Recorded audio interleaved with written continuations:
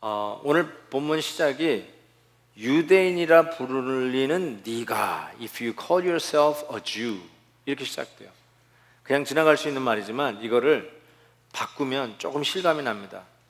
한국인이기를 자부심을 갖고 스스로 한국인이라고 네 자신을 부르는 네가 as an American 아메리칸 된 거를 프라우드하게 생각하면서 스스로를 아메리칸이라고 부르는데 자신 있어하는 네가 그 뜻이에요. If you call yourself a Jew or Korean, Chinese or Japanese or American, 네가 스스로 자신 있다고 하는 그 사람임을 자랑하면서 이런 이야기를 하는데 하면서 나옵니다. 이 유대인으로서 가지고 있는 특권이 굉장히 컸습니다. 특권 의식이죠. 우리가 선민이다, 선택받은 백성이다. 유대인들 지금도 그래서 오해를 받는 것, 아니 어쩌면 이해를 받는 게 참 교만하다, 특별하다. 우리는 최고의 노벨 수상자들이 많이 나오고 아주 제일 근면하고 돈을 세계의 경제를 주물럭거리는 최고의 민족, 그런 유대인으로서 가지고 있는 어떤 프라이드가 있단 말이죠. 그런데 그 유대인이라고 부르는 그 특권을 오늘 본문에서 한 7가지로 추린다면 첫 번째가 자기 자신의 민족성이에요. 내가 유대인에게 가지고 있는 민족성이죠. 마치 여러분이 입국 수속할 때 해외에 나갔다가 LAX에 도착해가지고 입국 수속할 때 내국인 US citizen and Canadian은 이쪽으로, 그 다음에 foreigner는 이쪽으로 가잖아요. 그렇죠? 그때 독수리 패스포드를 들고 나는 내국인으로 들어가면서 알록달록한 패스포드를 들고 저쪽으로 가고 있는 사람들을 이렇게 은근히 내려가면서 그러면서 이렇게 들어갔던 그런 기분 말이에요. 그때 이 패스포드의 그런 자랑스러움, I'm an American, 이런 거, 그런 거 어떻게 보면 나쁘다고 얘기할 수는 없지만 그럴 때 가지고 있는 어떤 민족적인 내가 누구냐에 대한 자신감, 그런 거를 이야기하는 거라고 할 수 있고요. 두 번째로는 유대인의 특권 중에 하나가 율법을 의지했다, rely on the law. 그러니까 율법을 의지했다는 게 뭘까요? 율법을 잘 지켰다는 걸 이야기하는 게 아니라 우리는 율법을 가졌다는 거예요. 토라를 하나님이 우리에게 주셨다는 거예요. 이방인들은 토라가 없어요. 하나님의 법이 없어요. 근데 우리는 율법을 가진 거예요. 그걸로 인해서 특권 의식을 갖는 거라고 할 수 있어요. 저희 아버지는 학교 선생님이셨어요. 그러니까 이렇게 부유하게 살지는 못하셨는데 옛날에는 왜 한국이 그런 일을 했는지 모르지만 아이들에게 생활 기록부를 나눠주면서 집안에 있는 물건들을 다 적게 했어요. 근데 그게 가난한 사람들에게는 얼마나 이게 힘든 일인지 몰라요. 저는 그걸 알아요. 그래서 거기 보면 TV 있느냐, 냉장고 있느냐, 심지어는 재봉틀이 있느냐, 자동차 있느냐, 이런 거 이렇게 했는데 저 없었어요. 냉장고 없고 TV 없고 재봉틀은 있었던 것 같기도 한데 자우전 이렇게 치다가 거기에 뭐가 나오냐면 피아노가 있느냐가 있어요. 근데 저희 어머니가 피아노 레슨을 했어요. 그래서 다른 건 없어도 저희 집에 피아노 3대가 있었어요. 레슨 주느라고. 그러니까 자동차도 없고 TV도 없고 냉장고도 없지만 피아노 거기에만 나오면 너무너무 자신 있게 3대 있다라고 적어놨어요. 그러면서 피아노 한 대도 없는 것들이 이런 그 인조이하는 그런 거 아세요? 피아노를 얼마나 잘 치느냐가 문제가 아니라 피아노를 갖고 있는 것으로 자기가 특권 의식을 갖는 거죠. 정확하게 유대인들이 율법을 의지했다는 말이 그거예요. 율법을 얼마나 잘 지켰냐가 문제가 아니라 율법을 하나님이 유대인들에게만 주셨다는 거예요. 그거에서 가지고 있는 특권 의식. 세 번째, 하나님을 자랑했다고 했어요. Brag about the relationship with God. 하나님과의 를 자랑하는 것은 우리가 긍정적으로 볼 수 있는데 이건 그런 긍정적인 표현이 아니에요. 하나님의 자랑했다는 말은 하나님하고 자기네들만 특별히 친하다라고 하는 월권의식이었어요. 특권의식. 너희들은 하나님 잘 모르지 우리는 하나님하고 특별히 친하다는 거예요. 또 네 번째로는 율법의 교훈을 받았다. 아까는 율법을 가진 거에 대한 rely on the law 하지만 이건 율법의 교훈을 받았어요. 이건 뭐냐면 우리는 배웠다는 거예요. 우리는 교양 있는 문화인이란 뜻이에요. dirty pagan, 지저분한 이방인들은 배우지를 못했어요. 문화 수준이 떨어져요. 교양이 없다는 거예요. 우리는 그렇지만 배웠다는 뜻입니다. 또 하나님의 뜻을 안다. 이 다섯 번째 이 특권의식, 하나님의 뜻을 안다. 이것도 우리가 당연히 알아야 되는데 이것도 아주 중요한 의미가 있어요. 너희들은 모르지만 우리는 하나님을 안다는 뜻이에요. 우리가 아니까 하나님을 알려드리겠다고 하는 그런 뜻이 아니라 너희들은 하나님 모르지. 어떻게 하나님을 모르시냐? 우리는 안다. 이런 것이죠. 그래서 하나님이 당신의 뜻을, His will, 하나님의 뜻을 이방인들에게는 안 알려주지만 우리에게는 특별히 가르쳐준다는 거예요. 그런 특권의식을 여기서 이야기할 수 있고요. 지극히 선한 것을 분간한다. 여기도 보면 approve the things that are essential. approve 하는 게 뭐냐면 유대인들은 옳고 그름을 구별할 수 있는 특권이 있다는 거예요. 이게 옳은 거고 이게 그른 것이다.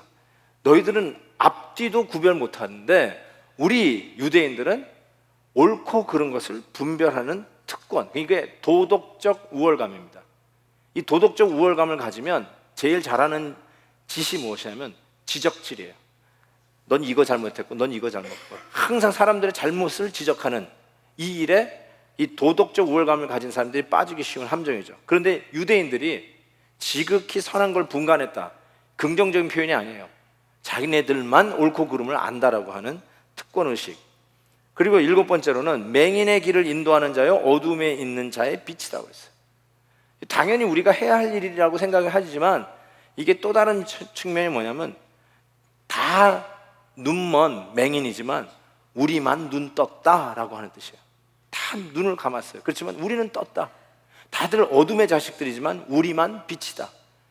그러니까 자기의 사명을 고취하는 게 아니라 상대적으로 상대방에게 너희들은 앞 못 보는 맹인들이요 전후 좌우를 구별 못하는 어둠의 자식들이라는 것을 오히려 상대적으로 느끼게 하는 유대인들의 특권의식. 이 잘못된 특권의식은 결국 잘못된 우월감으로 가게 됩니다. 여러분, 유대인들이 이런 고질적인 이런 잘못된 우월감이 있었는데 현대판 크리스천들은 어떨까요? 이게 오늘 우리가 이 말씀 복음에 대해서 사도 바울이 정확하게 지적하면서 우리가 이 시간에 생각해 봐야 될 거예요. 우리도 나름대로 가지고 있는 우월감들이 있어요. 비교하면서 우리가 은근히 즐기는 우월감들이 있다니까요. 숫자로 드러나는 우리의 그 IQ 얼마세요? 115예요. 그러세요? 저는 135분이 안 돼요. 그러면서 은근히 자기가 머리가 더 좋다는 것을 즐기는 것부터 시작해서 미모의 출중함, 집안 자랑, 학벌 자랑, 출신 자랑, 이런 것들을 은근히 이야기하면서 상대적으로 내가 우월하다는 것을 즐기는 거예요. 이것도 잘못된 우월감이지만 한편 저는 이거는 귀엽다고 생각해요. 그 정도는 귀엽게 봐줄 수 있어요. 나는 공부 많이 했어. 나는 명문대 출신이야. 이런 걸 이렇게 자랑하는 거 약간 좀 그렇긴 하지만 귀엽게 봐줄 수 있어요. 근데 문제는 뭐냐면 종교적 우월감이요. 도덕적 우월감. 이거를 조금 우리에게 가깝게 표현하는 신앙의 우월감이에요. 더 적나라하게 표현할까요? 내가 제일 잘 믿는다 라고 생각하는 거예요. 내가 너보다는 잘 믿는다. 내 신앙이 그래도 최고다 라고 생각하는 이 우월감이야말로 정말 고질병입니다. 다른 것들은요 유치해서 귀엽게 봐줄 수라도 있어요. 근데 이거는요 왜 고질병이냐면 이 병이 팽배한데 심지어는 교회 안에도 이런 병을 가지고 있는 사람이 참 많은데 왜 이게 고질병이냐면 자기가 그 병에 걸린 거를 몰라요. 그래서 고질병이에요. 그래서 고치기가 힘들어요. 병을 알면 고치기 쉬운데 자기가 그 병에 걸려 있다는 사실도 모르기 때문에 정말로 고질병 중에 고질병이 이 종교적 신앙적 우월감이라고 이야기할 수 있어요. 우리가 제일 잘 믿는다고 하는 생각, 심지어는 우리 교회가 제일 믿음이 좋은 교회다, 우리 교파가 제일 정통이다, 가장 말씀의 진리를 가장 잘 지키는 교단이다 라고 이야기하는 것. 잘 믿는 거 좋지만 상대적으로 다른 교회를 인정하지 않고 다른 교단을 인정하지 않고 우리 교단만 진짜고 우리 교회만 진짜라고 생각하는 게 이 종교적 신앙적 우월감인데, 이것이 결국은 어디로 극하게 되면 이단 사이비로 빠집니다. 여러분, 이단과 사이비의 성격 중에 하나가 자기네들이 제일 최고 제일 순수하다고 생각해요. 이름을 거론해서 죄송하지만 신천지, 다락방 이와 같은 이단들이 왜 그렇게도 힘들게 하냐면 우리만 교회고 우리가 진짜고 우리야 진짜로 신앙생활하는 사람이라고. 다른 사람들은 다 썩었다, 다른 교회는 다 썩었다, 우리 교회만 진짜 교회다. 이게 종교적 우월주의, 신앙적 우월주의가 만들어낸 이단적 사이비적 생각들입니다. 여러분, 전 여러 가지가 많은데요, 제가 이 부분에 대해서 하고 싶은 말도 좀 있지만, 뭐 들어보셨는지 말씀 뭐 보존학회 뭐 이런 거라든지, 아니면 성경도요, 영어로는 번역본이 많잖아요. NIV, ASB, ESB, NASB, 킹 제임스 뭐 여러 버전이 많은데 특별히 킹 제임스 버전만 써야 한다라고 주장하는 파가 있어요. 그래서 다른 성경을 읽으면 어떻게 그런 시기에서 옳지 않은 성경을 읽냐고 그래요. 킹 제임스 버전만 진짜 성경이라고 하면서 킹 제임스 성경을 읽지 않으면 신앙생활을 안 하는 거라고 얘기해요. 참 우리가 이런 게 극단적으로 우리에게만 가지고 있는 것, 이런 걸 자꾸 생각하는데 이게 상당히 좀 조심스럽습니다. 얘기가 나온 김에 우리가 자주 쓰는 표현들 이런 것 있잖아요. 하나님이 어제 저에게 말씀하셨습니다 라고 하는 이런 참 경건하지만 은혜 받은 그런 간증을 할 때 이런 표현을 많이 씁니다. 제가 그걸 특별히 반대하고 싶지는 않지만 이번에 세계 선교대회에서도 이렇게 간증들을 많이 들으니까 이런 표현들이 가끔씩 이렇게 묻어 나오더라고요. 근데 제가 그냥 우려돼서 하는 말씀이에요. 무슨 말 하는지 제가 완벽하게 이해를 합니다. 무슨 말 하는지 알아요. 왜냐하면 저도 그런 은혜가 있으니까. 저는 말씀 준비하면서 그런 은혜가 상당히 많습니다. 하나님이 나에게 음성을 들려주시는 것 같은 은혜를 많이 받아요. 근데 하나님이 나에게 말씀하시기를 이렇게 이야기한 적은 없어요. 저는 항상 이렇게 표현합니다. 하나님이 어제 혹은 그제 말씀을 준비하는 가운데 저에게 이런 감동을 주셨습니다. 이런 마음의 움직임을 주셨습니다. 이렇게 표현하지 어젯밤에 하나님이 저에게 말씀하시기를, 저는 그렇게 표현 안 합니다. 이게 말이 은혜로운 표현일지 모르지만 그거를 신학적으로 얘기하면 그거를 직통계시라고 합니다. 직통계시. 직통계시라는 말 아시죠? 직접 하나님이 여러분에게 말씀하시는 거예요. 그걸 직통계시라고 그래요. 이 직통계시의 문제점이 뭐냐면 아까 얘기한 대로 유대인의 이 잘못된 이 특권의식, 그게 뭐예요? We know God's will. 우리만이 하나님의 뜻을 안다는 거예요. 왜냐하면 이방인들은 얘기 안 하고 하나님이 율법을 준 우리 민족에게만 하나님이 말씀을 하신다는 거예요. 그것이 성경인데, 성경을 넘어서 지금도 직통계시를 한다는 말은 이 성경의 권위가 상대적으로 땅에 떨어지는 걸 의미합니다. 여러분 그렇게 생각 안 하셨다 할지라도 하나님이 어제 말씀하시기를 한다는 말은 이 성경은 더 이상 침묵하고 땅에 떨어졌다는 뜻이에요. 이것이 어떤 우려를 내냐면 영적 사행 심리를 조장합니다. 공부 안 하고 A 학점을 맞으려고 하는 것이 잘못된 생각이듯이 성경을 안 읽고 하나님으로부터 직접 계시를 받아서 그것으로 신앙생활을 하겠다? 이건 영적 사행심입니다. 성경 66권은 완벽한 하나님의 계시로 우리가 믿습니다. 부족하다면 아직도 마지막 겉장이 다 펴져 있지 않는다면 하나님이 계시하셔야죠. 디렉트리. 구약 성경에 성경에 나타나서 하나님이 나타나셔서 늘 말씀하셔서 적어야죠. 그리고 여러분, 직통계시가 나는 어저께 주님께서 나한테 이런 말씀을 하셨다라고 말을 하시는 순간에 그 얘기를 듣는 모든 사람들은 계시 밖으로 나간다는 사실을 아셔야 돼요. 나만 계시를 들은 거예요. 나만 하나님의 말씀을 받은 거예요. 그 외에 모든 사람 전부 다 밖으로 물러나는 거예요. 이것이 영적으로 얼마나 교만함을 자아내는지 모릅니다. 조심하셔야 돼요. 그래서 그래서 이런 표현을 제가 이해는 하고 충분히 아멘 할 수 있지만, 그럼에도 불구하고 조심스럽게 좀 표현을 했으면 좋겠어요. 나만이 하나님하고 특별한 교제 속에서 특별한 계시를 받았고, 그 얘기를 듣는 모든 사람들은 무지한 상태로 놔두는 것, 이거 굉장히 조심해야 할 일입니다. 우리에게는 하나님의 완벽한 계시, 성경 말씀이 있다는 걸 기억하셔야 됩니다. 그래서 20절 보세요. 율법에 있는 지식과 진리의 모본을 가진 자로서 어리석은 자의 교사요 어린아이의 선생이라고 스스로 믿으니. 이 유대인들이 가진 마음인데, 율법을 가졌잖아요.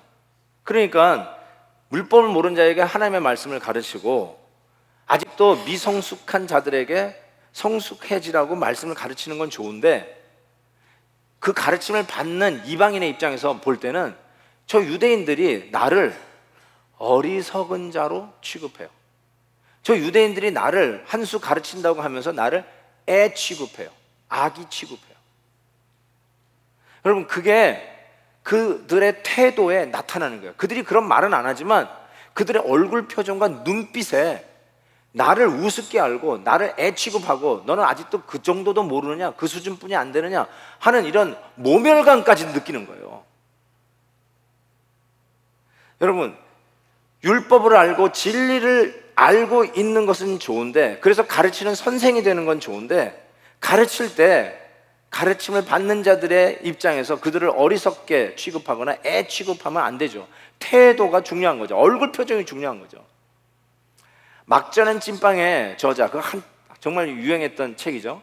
이만재 씨가 교회 가기 싫은 77가지라고 하는 책도 쓰셨어요. 그것에 보면은 사람들이 전도를 받고 교회를 가기 싫어하는 이유를 적어놨어요. 전도를 받았음에도 불구하고. 그게 정확하게 이 분위기예요. 너희들만 잘났고 우리는 아무것도 모르는 무지몽매한 어리석은 자로 다루고 있고 취급하는 그런 임프레션을 받는 거예요. 애 취급당하는 거를 느끼는 거예요. 그래서 교회 가기 싫대요. 그래요? 좋은 말씀, 당신들이나 잘 믿고 당신들이나 천국 가시오 하고 문을 닫아버리는 경우가 허다하다는 거예요. 우리가 복음을 가졌음에도 불구하고 복음을 전할 때 정확하게 지금 유대인들에게 지적하고 있는 이 상황이 우리에게도 지적당하는 게 참 많다는 생각이 들어요. 실은 이 책, 교회 가기 싫은 77가지 이유, 이 책이 1997년도에 쓰여진 책입니다. 1997년도에 쓰여진 책이 거의 20년이 지난 2016년에도 여전히 전혀 아웃데이트 되어 있는 것 같지 않고 오늘의 이야기를 하는 것처럼 느끼는 이 일이 이상한 게 아니라, 어쩌면 성경은 이와 같은 모습이 하나님의 말씀, 이 로마서를 적던 초대교회 당시, 아니 그 이전까지도 사람에게는 이 어떻게 제거될 수 없는 이 교만한 잘못된 우월감들이 아직 있어 왔고 지금까지도 존재한다는 것이죠. 유대인은 스스로 자기네들이 가이드라고 생각하고 빛이라고 생각하고 가르치는 자라고 생각합니다. 그런데 이방인들이 그런 가르침을 주고 있는 유대인들을 볼 때 그들의 이중성을 느낄 수밖에 없다는 것이죠. 그래서 21절, 그러면 다른 사람을 가르치는 네가 네 자신을 가르치지 아니하느냐? 도적질하지 말라 선포하는 네가 도둑질하느냐? 간음하지 말라는 네가 실질적으로 간음이라는 행위는 안 했지 모르지만 마음으로 음욕을 품는 너희들이 간음하지 않았느냐? 우상을 가증하게 여기는 네가 신전에 있는 물건, 성전에 있는 물건들을 특권 의식을 가지고 내다 팔지 않아요. 프리미엄까지 붙여가지고. 그런 일이 실질적으로 있었습니다. 율법을 자랑하는 네가 그 율법을 범함으로 하나님을 욕되게 하느냐? 율법 가졌다고 의시는 되지만 너도 실질적으로 뒤에서 율법을 어기고 있는 자들이 아니냐? 기록된 바와 같이 하나님의 이름이 너희 때문에 이방인 중에서 모독을 받는도다. 어쩌면 우리에게 정확하게 적용되는 말 아니에요? 하나님의 이름이 아직도 예수를 믿지 않는 사람들에 의해 모독을 받는 이유가 정확하게 복음을 가졌음에도 복음대로 살지 아니하고 하나님을 믿는 자라 하면서도 세상과 똑같고 구별됨이 없이 살아가는 우리들 때문에 하나님의 이름이 이 세상에서 모욕을 당하고 있는 것이 아니냐라고 하는 지적을 우리가 받게 되는 것이죠.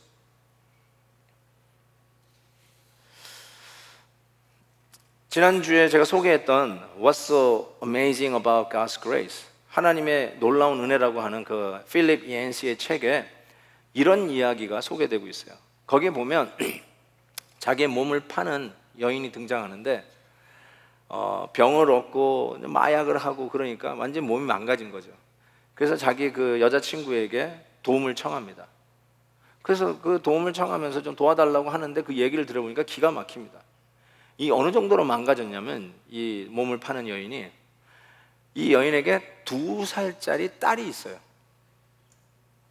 그런데 그 마약을 하기 위해서 그 돈이 필요하잖아요. 마약하기 위해서, 돈 벌기 위해서 그 2살짜리 딸을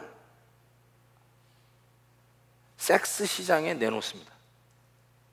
그래서 그 아이를 차일드 어뷰스 하도록 내놓아요. 나는 그런 자체가 있는지도 몰랐어요.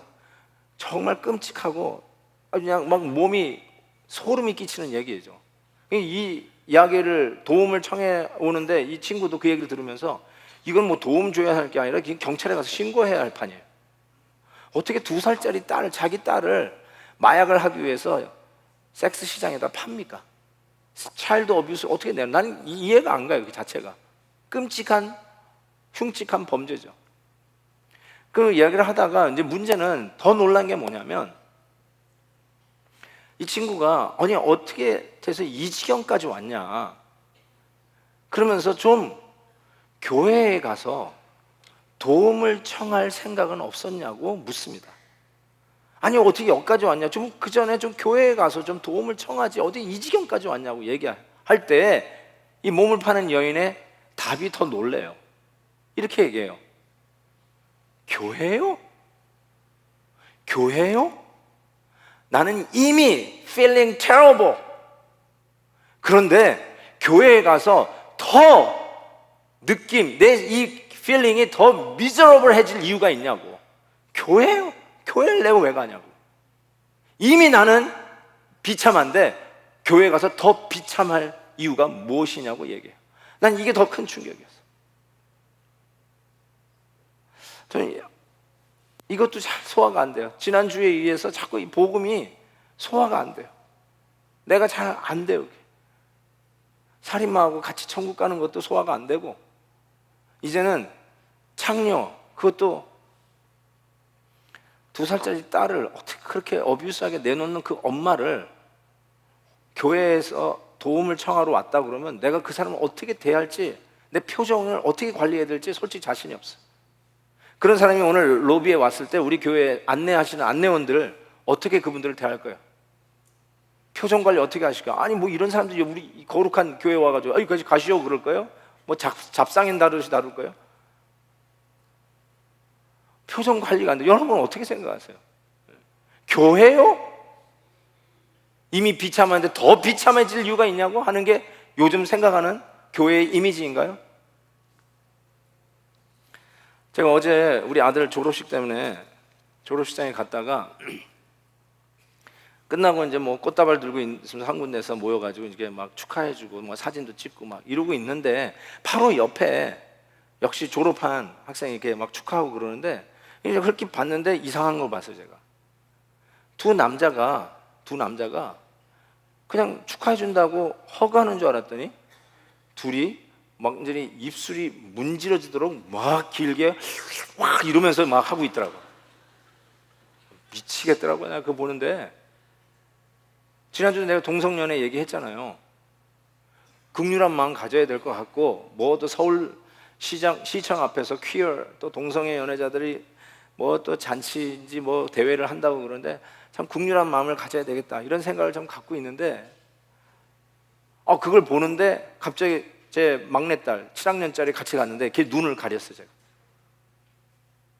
잠깐 보니까 또 이 반지 같은 이 주얼리 박스를 탁 열면서 무릎을 꿇으면서 한 남자가 또 다른 남자에게 청혼을 하는 거예요. 난 기가 막혀가지고 그걸 옆에서 하는데 또 거기 가족들이 다 왔는데 그거 뭐 웃으면서 박수치면서 또 샷타를 누리면서 카메라를 막 찍는데, 정말 죄송합니다. 내가 여러분에게 뭐 말할 자격이 없어요. 국률한 마음을 가져야 되고 참 복음을 그 자리에서 전해야 되는데 죄송하지만 막 토할 것 같았어요. 막 기억질이 나는 거예요. 그런 모습이. 죄는 싫어야 돼. 죄인은 사랑해 줘야 되는데 저희가 그게 안 되더라고요. 그렇게 복음을 전하는 이 목사도 잘 안 돼. 그게 결국 제 표정 관리가 안 돼. 그런 사람이 동성연애자가 우리 교회 와가지고 도움을 청한다면, 그들이 와서 같이 예배를 드리면서 하나님의 은혜 속에서 내가 이것도 고침받겠다면 얼마든지 환영해서 같이 좀 하나님의 의 안에서 고침받기를 기도하고 갈 수 있어야 되는데, 막 버러지 취급하고 애 취급하고 아직도 덜 돼 먹은 사람 취급하는 그런 얼굴 표정과 이 말투와 몸의 태도가 우리 가운데 이게 나타나는 게 아닌가, 이런 생각이 자꾸 들어서 저도 어제 또 마음이 아팠어요. 우리가 이 자기 의의 문제라고 하는데요, 우리가 스스로는 의롭고 그렇지 못한 사람들을 이렇게 막 폄하하고 내리 깔고 우습게 알고 이런 거예요.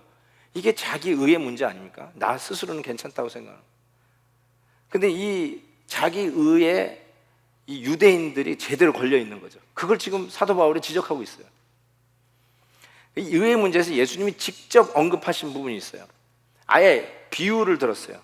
누가복음 18장 9절에 보면 자기를 의롭다 믿고 다른 사람을 멸시하는 자. 지금 이거죠. 정확하게 제가 지금 딱 생선가시가 목에 걸렸듯이 걸린 문제죠. 나는 의롭는데 다른 사람을 멸시하고 있는 그 상황이죠. 그걸 예를 들면서 10절에 보니까 이런 예를 드셨어요. 두 사람이 기도하러 성전에 올라가니 하나는 바리새인이요 하나는 세리라. 바리새인은 서서 따로 기도하며 이르되 하나님이여 나는 다른 사람들 곧 토색 불의 간음하는 자들과 같지 아니하고 이 세리와도 같지 아님을 감사하나이다. 나는 일에 2번씩 금식하고 또 소득에 11조를 드리나이다 하면서 자기 의를 가지고 있는 바리새인들에 대해서 얘기하고 있다가, 세리는 멀리 서서 감히 눈을 들어 하늘을 쳐다보지도 못하고 다만 가슴을 치며 이르되 하나님의 불쌍히 여기소서 나는 죄인이로소이다 하였느니라. 이 두 케이스를 놓고 예수님이 이렇게 얘기합니다. 내가 너에게 이르노니 이에 저 스스로 의롭고 토색도 간음도 하지 않았다고 하고 금식하고 11조로 낸다라고 하는 저 바리새인이 의로운 것이 아니고 하늘을 우러러 보지도 못하고 가슴 치면서 나는 죄인으로서이다 불쌍히 여기달라고 외치는 이 세리, 이 사람이 의롭다, 이렇게 예수님이 말씀하셨어요. 여기에 그냥 탁 걸린 거예요. 다들 제가 걸렸어요. 자기 의의 문제는 누구에게나 있습니다. 그런데 누가 더 이 자기 의의 문제에 빠지기 쉬운가? 막 살았던 세리가 아니라 오히려 나는 불의도 토색도 간음도 하지 않았고 기도하는 자이고 기도도 금식 기도를 일주일에 2번씩이나 하고 하나님의 것을 건드리지도 않는 10의 1조를 꼬박꼬박 드리는 자이다 라고 한 사람이 자기 의의 문제에 더 쉽게 빠졌다는 것이죠. 여러분, 이걸 우리에게 적용하면 어떨까요? 이 말은 이러면 앞으로 이제 막 살고 그냥 간음하고 막, 그리고 이제 헌금도 그냥 이제는 11조 이제 안 해도 되는구나, 이제는 막 살아야 되겠구나, 기도도 하지 말고 금식 기도는 왜 해? 이렇게 살아라는 뜻일까요? 그건 아니죠. 그건 아니죠. 우리가 그 일을 행하는 태도와 자세를 얘기하는 것이겠죠. 그래서 실은 교회 안에서도요, 누가 문제를 일으킬 가능성이 농후합니까? 자기 의의 문제를 가지고 있는 사람이 문제를 일으킬 가능성이 농후합니다. 여러분, 신앙이 없는 날라리 신자는 교회에서 문제 안 일으킵니다. 한 달에 한 번 나와가지고 무슨 문제를 일으켜요? 예? 누가 문제를 일으키게 하면 열심히 나오는 분들, 특별히 새벽 기도도 안 빠지고 365일 나오시는 분들, 이런 분들에게서 문제가 나오는 거예요. 기도가 잘못된 게 아니고요, 자세가 잘못된 거예요. 얼굴 표정 관리를 못하는 거예요. 뭐예요? 자꾸 남들에게 이 무지몽매한 것들아, 아이고 믿음도 없는 것들아, 나 수준으로 올라면 한참 멀겠구나, 내 뒤에 줄 서서 배워, 이런 인상을 자꾸 주는 거예요. 그런 임프레션을 가지고 복음을 전하니 너나 잘 믿으시오, 이 꼴이 되는 거죠. 그게 바로 바리새인의 의였어요. 이 바리새인의 의가 왜 예수 그리스도를 나의 주 나의 하나님으로 믿는 이 복음의 능력을 믿고 오직 의인은 이 복음, 의인 믿음으로 말미암아 살리라 하는 이 놀라운 축복을 받은 우리들에게 이것이 슬근슬근 기어들어와 복음이 아닌 사람의 의로 뒤바뀌어졌는지 잘 모르겠어요. Wake up! Wake up! Wake up! 좀 정신을 좀 차리라는 거죠. 복음의 은혜가 뭔지를 깨달는 거예요. 그러면서 바울이 할례에 대한 케이스를 이야기합니다. 할례는 여러분 아시다시피 유대인들에게 가장 자부심을 주는 의식인데 하나님과 특별한 관계에 있다는 것을 보여주는 육체의 흔적입니다. 남자의 그 포피를 잘라 육체의 흔적을 남기는 의식이 할례입니다. 그래서 우리가 이렇게 하나님하고 특별한 관계에 있는 사람들이다. 이방인들은 할례를 안 했다는 것이죠. 우리만 할례를 행하는 거예요. 그래서 우리가 교회에서 이런 걸 할례식을 하는 게 아니라 우리는 세례식을 한다고 할 수 있어요. 상징적인 의미로 이 성찬식, 세례식이 이 상징을 대신한다고 이야기할 수 있을 것이에요. 근데 유대인들이 이 할례를 행하면서 도덕적 우월감을 갖는 것이죠. 그래서 랍비들이 이렇게 주장합니다. 할례 받은 사람은 지옥으로 내려가지 않는다. 할례는 이스라엘을 지옥 게하나에서 건져낼 것이라고 주장을 합니다. 그러니까 이 할례를 받았다는 건 대단한 것이에요. 마치 이태리 마피아가 자기 자식들에게 유아 세례를 주면 그들이 뭐 총으로 무슨 악한 짓을 저질러도 천국은 이미 따놓은 것 같은 그런 잘못된 생각을 가지듯이, 여러분 세례를 받아서 아무렇게 살면 그 세례가 무슨 의미가 있냐고 이야기할 수 있듯이 사도 바울이 정확하게 그걸 지적하는 거예요. 할례를 받아놓고도 아무렇게 살면 그 할례가 효력이 없다. 할례를 받지 않은 사람들이라도 하나님의 말씀대로 살면 그게 할례 받은 흔적이 아니겠느냐라고 하면서 25절부터 29절까지 바울이 이야기하는 것을 볼 수 있습니다. 여러분 이 할례가 요즘식으로 얘기하면 포경수술인데 왜 하나님은 이런 것으로 당신과 당신 백성들의 특별한 관계를 상징하는 의식으로 삼았을까요? 하나님은 이 백성들과 계약을 맺을 때, 약속을 할 때 그 약속의 사인으로 우리 같으면 한국식으로는 인감 도장을 찍는다든지 우리식으로는 시그니처, 사인을 하잖아요. 그런데 옛날에 구약 성경에 나오는 하나님과 백성들의 약속에는 그 약속을 지키지 않으면 어떤 일이 벌어질 것인가로 언약을 맺었어요. 먼지를 뿌립니다. 내가 약속을 지키지 않으면 이 먼지꼴 나도 괜찮습니다. 이 먼지와 같이 되는 심판을, 멸망을, 저주를 받아도 괜찮습니다. 그 뜻이에요. 또 창세기 17장 보면 하나님이 아브라함과 약속하면서 짐승 가져오라잖아요. 짐승을 쪼개요. 그래가지고 그 피 비린내 나고 피 떨어지는 걸 서로 상충되게 맛보고 그 사이를 지나가는 해식을 하는데, 그게 뭐냐면 내가 이 약속을 지키지 않으면 이 비참하게 쪼개진 짐승꼴 나도 괜찮습니다. 저를 이렇게 쪼개줘도 됐습니다. 그 뜻이거든요. 항상 약속을 어겼을 때 어떤 심판, 어떤 멸망이 나에게 오는가로 상징적으로 했어요. 그렇다면 할례는 어떤 걸까요? 할례는 뭘까요?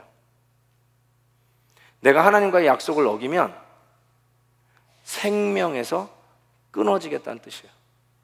자식을 두고 하는 맹세라고 할 수 있어요.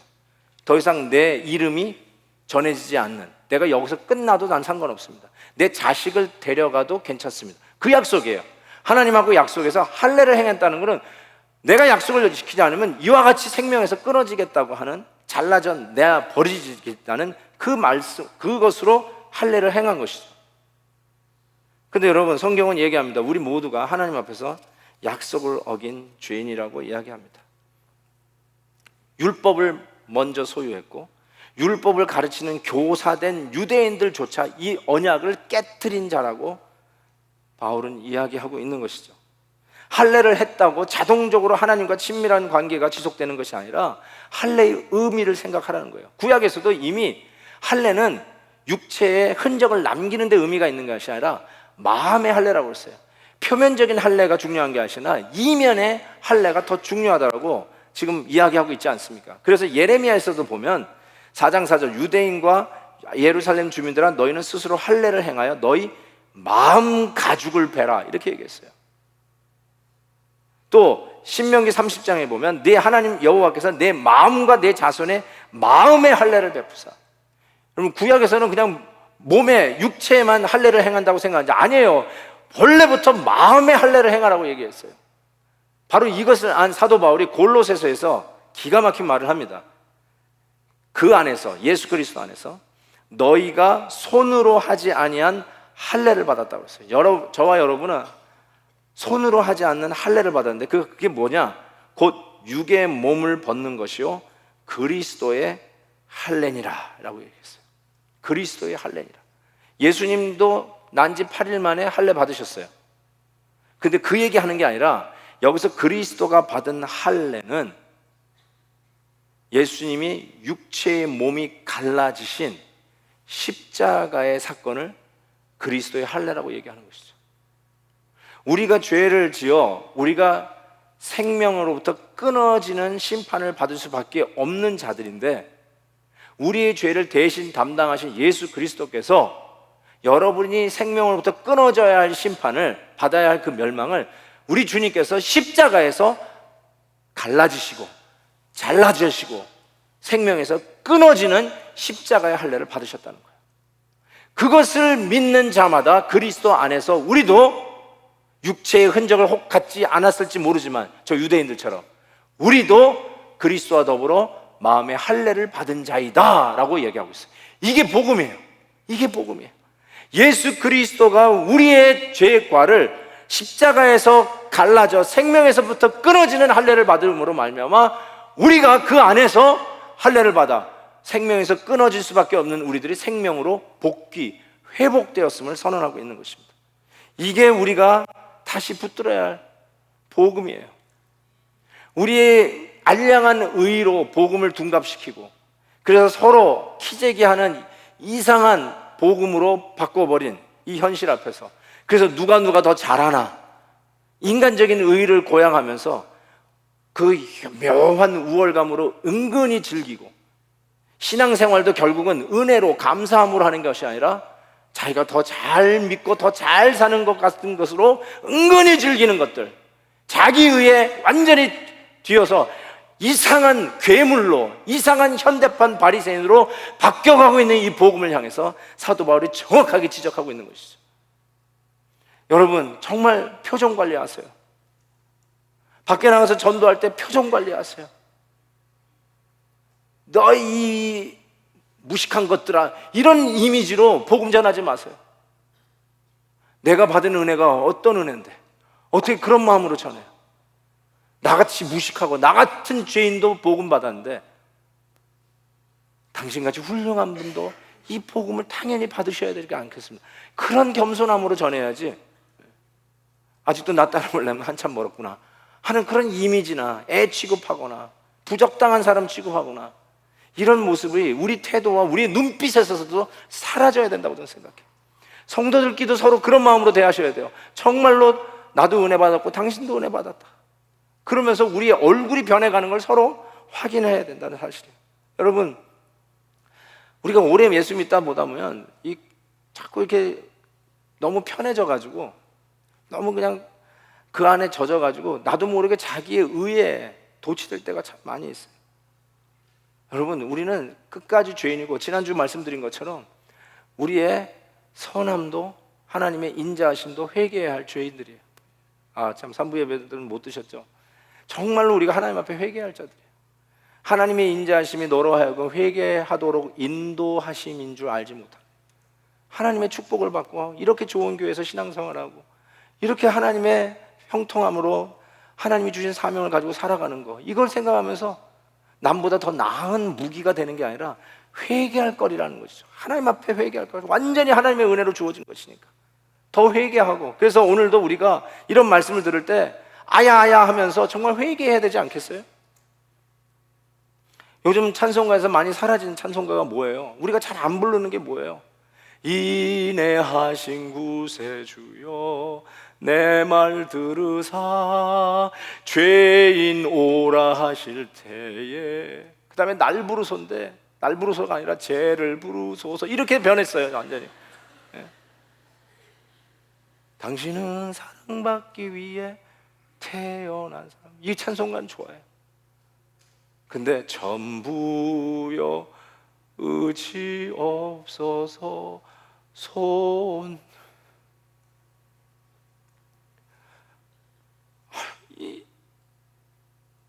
잘 믿는다 하면서도, 목사가 됐다고 하면서도 그 교회 나오기 싫은 77가지 중에 제일 많은 이유가 목사 때문이에요. 목사가 실력이 없다, 목사가 수준이 없다, 목사가 사기꾼이다, 목사가 더 이중적이다. 거기 다 나와. 나 때문에 교회 성도들이 안 나온다. 정말 우리가 회개해야 돼요. 잘 믿으면 잘 믿을수록 더 많이 회개하시는 게 잘 믿는 거예요. 어떻게 보면 더 엎드리는 게 회개하는 거예요. 새벽기도 한 번도 안 빠진 거 회개하셔야 돼요.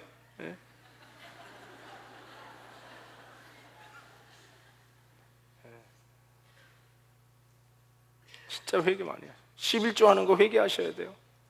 하지 말라는 게 아니라 11조 하면서 회개하란 말이에요. 새벽기도 하면서 회개하란 말이에요. 안 그러면 바리새인처럼 돼요. 바리새인처럼. 난 11조 하고 나는 금식기도 하는 사람입니다 하고 세리를 우습게 알잖아요. 세리를 전도할 길이 없어요. 그러면 우리 한번 천지의 의지 없어서 한 1점만 한번 불러보십시다. 정말 중심을 다해서 손 들고 오니까 손 들고 한번 찬양합시다. 정말 하나님, 내가 죄인입니다. 좀 믿는다고 하면서 뭐 몇 대째 신앙 가문인지 모르지만 그래서 내가 이 복을 누린다고 생각하는데, 그거 지난주에 말씀드렸잖아. 그게 바로 회개할 거라고. 한번 두 손 들고 한번 정말 진심으로 고백합니다. 천부의 의지 없어서, 천부의 의지 없어서 손 들고 옵니다. 주 나를 박대하시면 나 어디 가리까. 내 죄를 씻기 위하여 피 흘려 주시리. 그 회개하는 마음으로 주 앞에 옵니다. 우리 그냥 기도하십시다. 그냥 오늘 느끼시는 대로 좀 회개하면서 기도하는 시간 가졌으면 좋겠습니다. 하나님, 내가 바리새인의 그런 의의를 가지고 인조이하고 은근히 남 무시하면서 내 스스로의 착함을 즐기는 사람 되지 않게 해주세요. 하나님의 은혜입니다.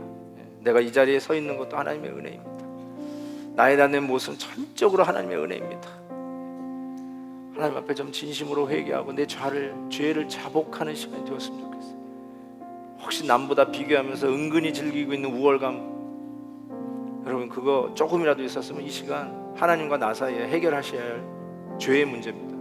고백하세요. 용서를 구하십시오. 그리고 더 겸손히 복음 받은 자답게 낮아지고 복음으로 사는 자답게 다시 일어설 수 있도록 기도할 수 있기를 바랍니다. 기도하겠습니다.